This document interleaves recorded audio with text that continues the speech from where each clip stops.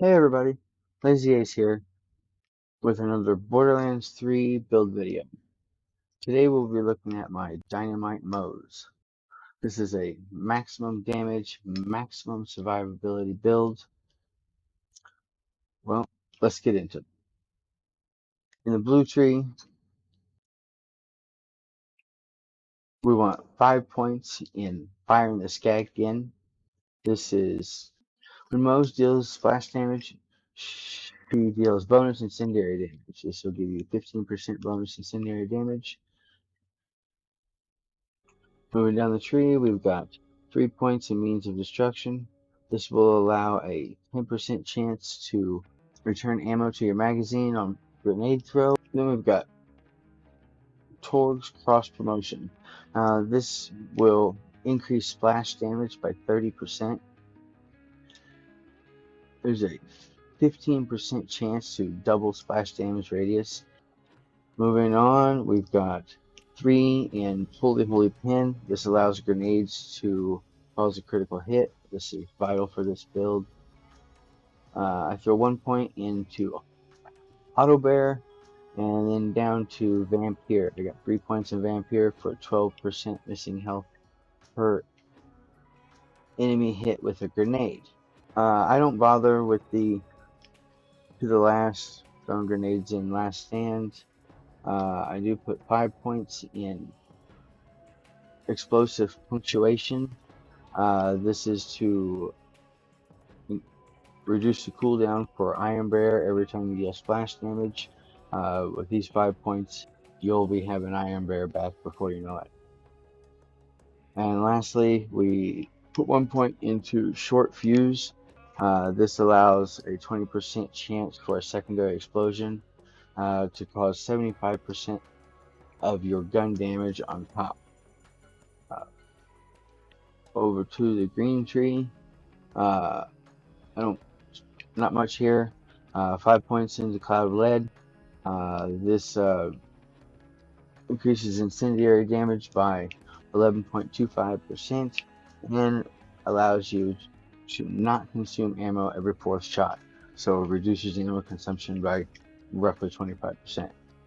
On down here, I got 3 points in Stroke the Embers.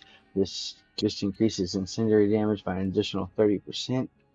And then we put 1 point in Redistribution for ammo and health regeneration upon a critical hit.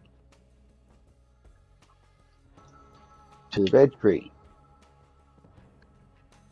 we've got 5 points in Armored Infantry, increasing gun damage and damage reduction.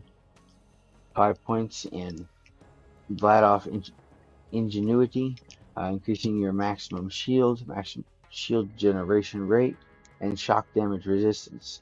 This gives you 47% shock damage resistance, which is the primary element that will take down shields. Here we're in Thin Red Line. I put the maximum 3 points in Thin Red Line. I got an additional 3 points from my class mod, providing that 120% of my maximum health is reserved and added to my max shields. This will ensure the maximum shield you can get. Believe you was 1 health, but we'll get to that in a minute. I throw 1 point in Drowning in Brass, increasing most gun damage by about 12% when you hit full stacks. Then on down here, Experimental Munitions, bonus incendiary damage, 15% of the damage dealt. So 15% of the damage you deal is added on again as incendiary damage. On down to Behind the Iron Curtain, I got 2 points in Behind the Iron Curtain. This thing just increases shield recharge rate and delay. I'm going to put 3 in here, but there just isn't enough points to go around at this moment. Over to Desperate Measures. I've got 3 points in Desperate Measures with an additional point coming from my class mod. This will allow up to 67% gun damage. The damage is based upon how low your health is, but due to the Thin Red Line and Deathless artifact we'll be wearing, you will always be at 1 health. providing you the full benefit of the 67%. And then down here, I put 3 points into Phalanx Doctrine, additional point from my class mod. This allows you a stack of Phalanx Doctrine for every kill. These stacks last 30 seconds and you can get an unlimited number of them. It provides 8% gun damage and 12% shield per stack. Now, this is how we get the shield up way beyond normal. As far as the Iron Bear weaponry, I usually stick with Vanquisher rocket pods and onto the gear. Important gear here. A front loader shield. This one has turtle. I believe you can get this to roll with 2 turtle abilities on it, making it the maximum possible shield. I haven't found that yet, but you want the front loader shield. It provides 60% of your health as a reserve to your shield capacity. But since we already have 6 points in our thin red line ability, our health is already at 1. The Deathless, next thing on the list, provides an extra 100% shield capacity. I believe you will be at 280% of your total health will be converted to shield at this point, plus whatever your shield is. This puts me at about 130,000 shield or so. You want to run the Bloodletter class mod, of course. The Bloodletter class mod makes you 150% increased shield delay and minus 50% shield recharge rate. It also converts all healing to shields, so you got 1 health, you don't need to heal. It'll give you back your shield for everything you heal with. Now, for grenade, I use a homing grenade. It doesn't. I suggest a homing grenade. It doesn't necessarily have to be this transfusion tracker. This one here just happens to give me back the most shield of the grenades that I currently have. The anointment on it is no good for Moze. I suggest you get a on grenade throw or an ASE anointment. With a deathless build like this, 1 health, we can run weapons with anointment, such as the under 50 health deal the 150% radiation damage. This is a good one. You don't need to do anything. It's always on, so you're plus 150% weapon damage all the time. There are other anointments, such as while auto bear is active, deal 130% incendiary bonus damage is good, as well as this ASE splash damage increased by 200% for a short time. If you're going to do ASE skills, our next 2 mags 100% skills, you want to try to get the incendiary damage, because Moze buffs incendiary damage like 60-70 extra percent.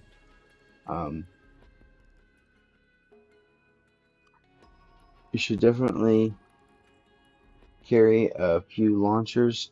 For launchers, I still prefer the 300% increased weapon damage against enemies above 90% health. Most of your launchers are going to be for one-shotting enemies as quickly as possible. You can also go for the splash damage increased anointment.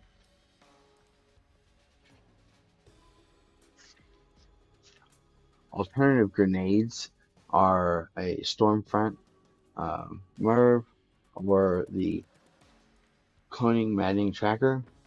The Cloning Maddening Tracker is probably the best grenade for this build. However, I do not yet have it at a Mayhem 10 or a level 60. It is an extremely rare grenade and it takes time to find. Now, as you'll see here, I am currently running an elemental projector deathless. However, it's not really for the elemental projector part. I was looking for more of the bottom rolls in this case. The health regeneration of 272 a second allows my shield to continually be regenerating. It's a small amount, but it helps. Um, for the maximum survivability, you'll want to find yourself a last stand deathless.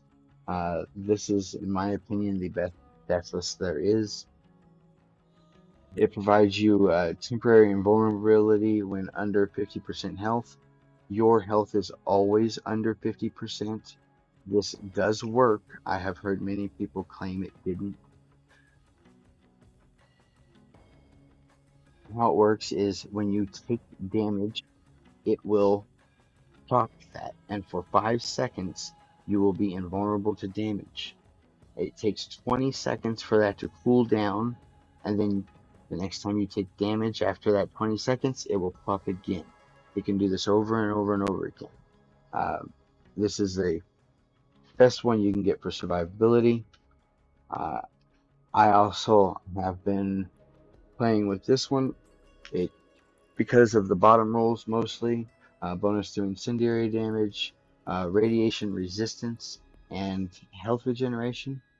Okay, well, that's the build. Here is the Mayhem level 10 modifiers that I would prefer with this build. We have, for easy, more than okay boomer. This increases grenade damage by 25% and makes all enemies drop grenades, which is clutch here. Healing Avenger is just not that big a deal. Laser Flare is not that big a deal either. They don't do enough damage to you to really be a much nuisance. However, they do provide you a revive when you're down if you can get one killed. And then we have Buddy System. Buddy System is not exactly my favorite, but with a splash damage Moze, large explosions like we've got going on here, it's not too bad. You don't have to worry about hitting them, just go for it. You'll get them in the blast radius.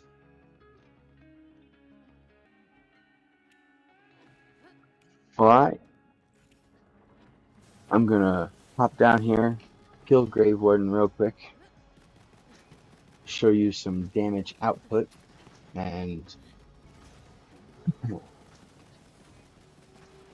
then I'll run a clip of some gameplay where you'll see some mobbing, a few more boss kills. Keep an eye on the shield. I'll be demonstrating the grenade regeneration and its size, how the health works. Anyway, if you like this video, please give me a thumbs up. It really helps the channel. If you have any questions or comments, leave them down below. I try to answer every question and every comment. It may take a day or two, but I'll get around to them. And if you have any ideas for videos you'd like to see me make or builds you're interested in, you can leave them down below too.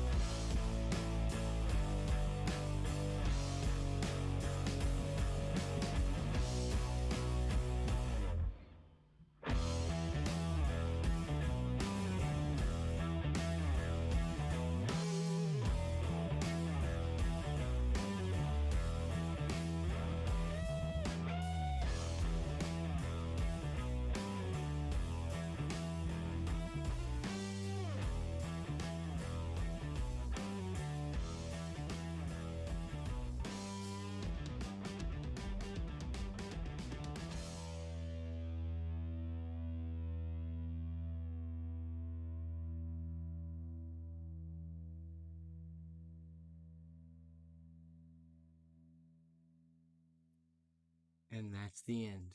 Thank you for watching.